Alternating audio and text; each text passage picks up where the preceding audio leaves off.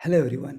तो इस वीडियो में हम बात करेंगे टाटा मोटर्स के बारे में। तो टाटा मोटर्स का रिज़ल्ट आ चुका है। अगर Q3 रिज़ल्ट की बात करें, Q3 क्वार्टर 3 का नंबर आ चुका है।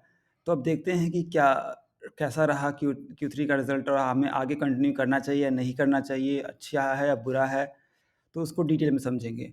तो अगर चार्ट पैटर्न पे आ जाएँ आज के हिसाब से, तो ऑलमोस्ट फ्लैट ही देखने को मिला, 0.5% के आसपास जंप देखने को मिल रहा है। अगर नंबर की बात करें तो यहाँ पे थोड़ा-सा वोलेटाइल रहा, यहाँ पे अगर देखें थोड़ा कुछ ज़्यादा ही रहा, बट अगर देखें यहाँ से तो अप्रॉक्सिमेट 2% के आसपास फिर जंप करने की कोशिश किया। बट अगर ओवरऑल देखें तो ऑलमोस्ट फ्लैट हम कह सकते हैं। ठीक है, तो इसके लिए हम आते हैं इसके वेबसाइट पे, सॉरी बीएसई के वेबसाइट पे। यहाँ पे हमने टाटा मोटर्स सर्च किया, एक बार फिर से ओपन करके देख लेते हैं। यहाँ पे गए हम, यहाँ पे सर्च करेंगे टाटा मोटर, तो हमारा इस तरह से कुछ आ जाएगा। फिर जाएँगे कॉर्पोरेट अनाउंसमेंट्स, कॉर्पोरेट अनाउंसमेंट में आने के बाद हम यहाँ पे देखते हैं फाइनेंशियल आ जाएगा। कहाँ पे है? ये रहा, results, financial result for third quarter. तो इसको हम ओपन करेंगे। ओके, तो हम अब आ गए हैं यहाँ पे टाटा मोटर्स के जो Q3 रिज़ल्ट पे। अब इसको समझेंगे कि इसमें एक्चुअली देखें तो ये नॉर्मली इतना बड़ा होता नहीं है, लेकिन टाटा मोटर का ऑलरेडी बहुत सारा जो अलग-अलग एंटिटीज़ हैं, जो जो मेजर एंटिटी जहाँ से मैक्सिमम रेवेन्यू आता है, JLR है, जैगुआर एंड लैंड रोवर हो गया। तो ठीक है, हम आते हैं, ये सब इन्होंने हाइलाइट्स दिया हुआ है, तो इसको चलिए हम डिटेल में देखेंगे, हमें डायरेक्ट नंबर पे जाते हैं। तो ओके, ये आ गया हमारा। तो अगर हम देखें यहाँ पे, तो statement of a stand alone number है ये। तो स्टैंड अलोन कहने का मतलब जो इसकी इंडिया में एंटिटी है टाटा मोटर्स की, सिर्फ़ उसका।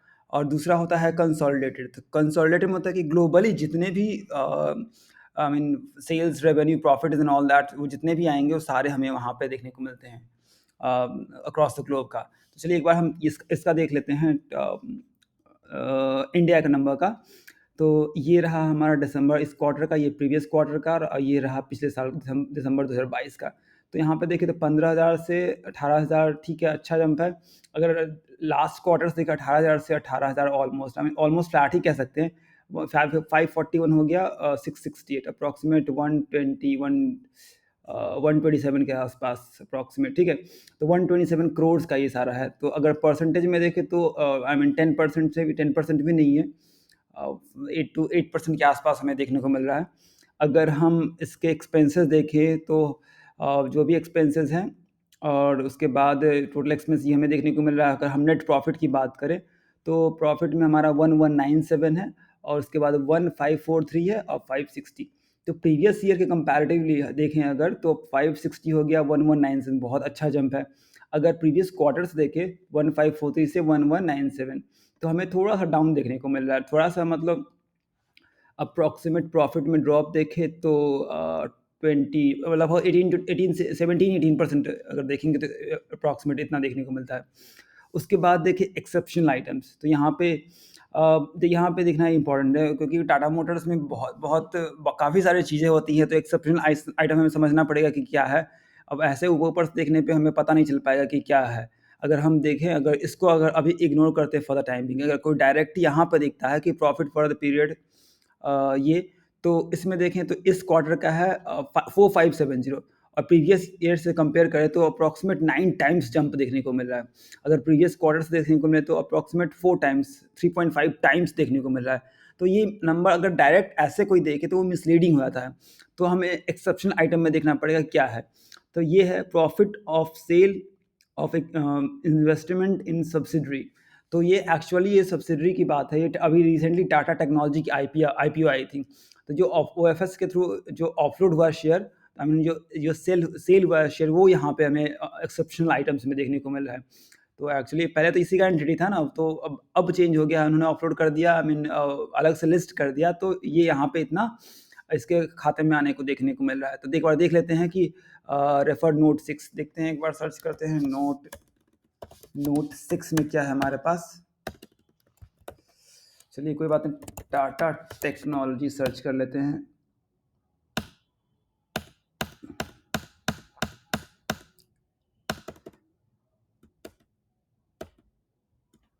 ओके, ये रहा नोट 6। तो यहाँ पे है कि during the quarter and 9 month ended December 31st, The company partially sold its stake 21.3% represented by this much equity in Tata Technology Limited.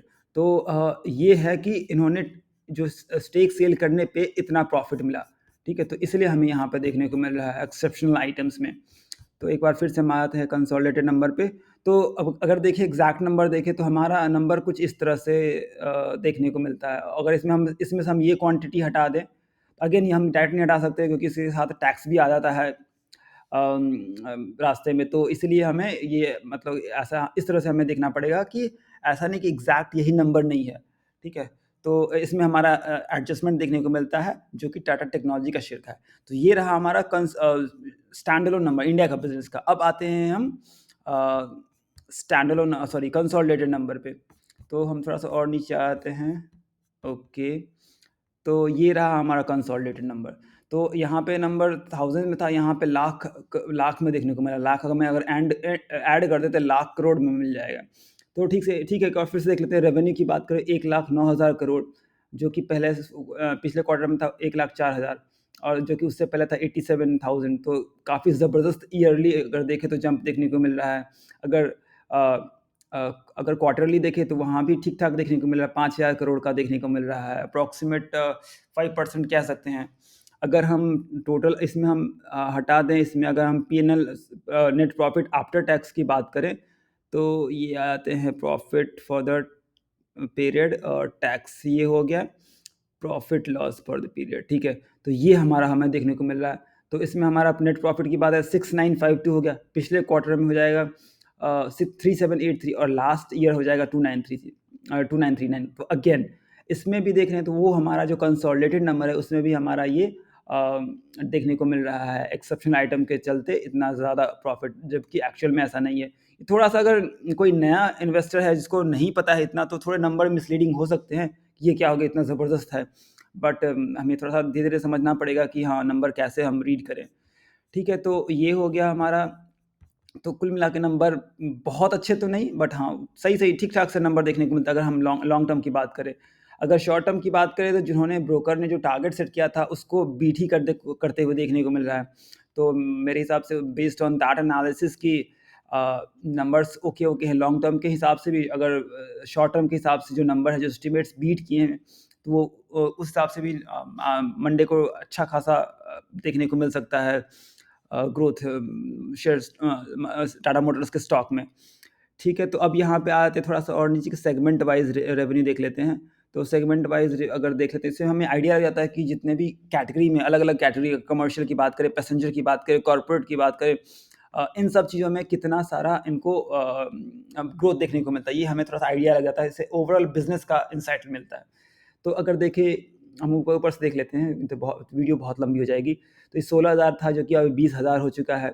अगर लास्ट क्वार्टर से देखें तो 20,086 था, तो 20,122, तो ऑलमोस्ट फ्लैट ही देखने को मिलता है कमर्शियल व्हीकल की बात करें।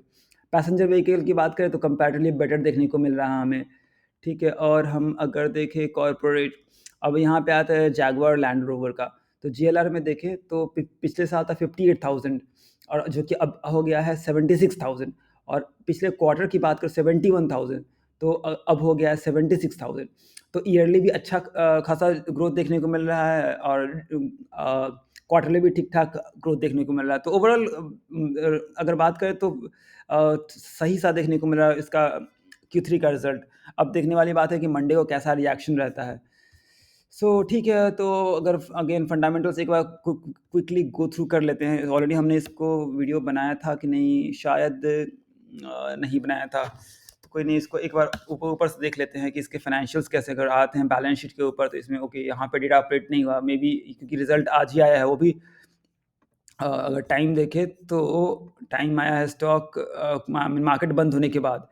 तो ये हमारा ये रहा 4:32 पे और हमारा मार्केट हुआ 3:30 बजे क्लोज़। तो इसलिए हमें यहाँ पे आज रिएक्शन देखने को नहीं मिला है।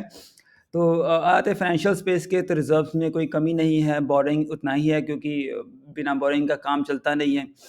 और अगर हम बात करें क्योंकि और बात करें इसके रिज़र्व्स बहुत सही हैं और इन्वेस्टर्स पे आते हैं। तो यहाँ पे इन्वेस्टर हमारा 46,000 का 46% का देखने को मिला। एफआईडीआई का भी कंट्रीब्यूशन ज़बरदस्त है, 18%, 17%, बाकी के 17% पब्लिक के पास देखने को मिल रहा है। ओके, ये भी खुल गया है, एक बार पीपीटी ओपन कर लेते हैं तो हमें इसका ओवरव्यू मिल जाएगा। तो इन्होंने यहाँ पे बताया है कि has a market dominant market share. तो यहाँ पे टोटल हाँ, एक और चीज़, ये जो अगर इंडिया की बात करें तो मेजर सेगमेंट अगर जेएलआर के बाद जो है इलेक्ट्रिक व्हीकल पे फोकस देखने को मिल रहा है, तो वो हमारा ओवर द टाइम हमारा इंक्रीज़ होने को देखने को मिल रहा है। तो देखते हैं कि कितना है, कि फाइनेंशियल 21, 20 इस तरह से हमारा दिया हुआ है, तो ये वॉल्यूम्स है। तो बात करें तो 1.3 था, 1000 था, आई मीन फिर बाद में होते-होते अभी और फाइनेंशियल 23 में 50,000 व्हीकल बिक चुका रहा, और हाफ ईयरली बात करें तो 38,000 तक बिक चुका है। अब इसका डबल भी कर देंगे तो 76 बहुत ज़बरदस्त ग्रोथ देखने को मिलता है। और ये बोल Tata motor 70% market share capture करके रखा हुआ है। तो अभी इनका अलग-अलग मॉडल्स है, तो ठीक है। अलग-अलग ये भी आने वाले मॉडल्स हैं इनका। अब इन्हें देखते हैं कैसा रहता है ग्रोथ। और ठीक है, तो कुल मिला के अगर देखें तो नंबर हमें ठीक-सा मिला, ठीक-ठाक देखने को मिला, और जो एक्सपेक्टेशंस था ब्रोकर्स का वो भी बीट करने को देखने को मिला। तो देखते हैं कि स्टॉक कैसा कैसा रहता है। ऑलरेडी अगर देखें अपने 1 साल में ज़बरदस्त ऑलमोस्ट डबल हो चुका है। बीते कुछ टाइम तो स्टॉक चला ही नहीं था। अगर हम देखें यहाँ पे तो बहुत डाउनफॉल ही था, अगर लेकिन ये जब से अपने बॉटम से देखें तो बहुत ज़बरदस्त 10 टाइम्स तक देखने को मिलता है। बट अगेन इसे कह नहीं सकते हम कि, क्योंकि यहाँ पे फॉल भी ज़बरदस्त हुआ था। तो अगर कोई स्टॉक अच्छा है तो हमें होल्ड करना जाना चाहिए। अगर देखें यहाँ पे टॉप से वो अप्रॉक्सिमेट 80% डाउन देखने को मिला था। फिर जेएलआर का बिज़नेस चला, फिर ईवी का बिज़नेस आया, तो हमें अच्छा खासा ग्रोथ देखने को मिला पूरे आई मीन व्हीकल सेगमेंट में। ठीक है, तो देखते हैं कि मंडे को कैसा रहता है। मेरे हिसाब से अच्छा होना चाहिए, बट अगेन ये कोई बाय और सेल रिकमेंडेशन नहीं है कि बाय करना है या सेल करना है। देन आपका कॉल होना चाहिए। मेरा काम है फंडामेंटल बताना कि और रिजल्ट कैसा है वो एनालिसिस करना, बट एट द एंड आपका कॉल होना चाहिए कि आपको क्या करना है। So thank you so much for watching, see you in the next video, bye.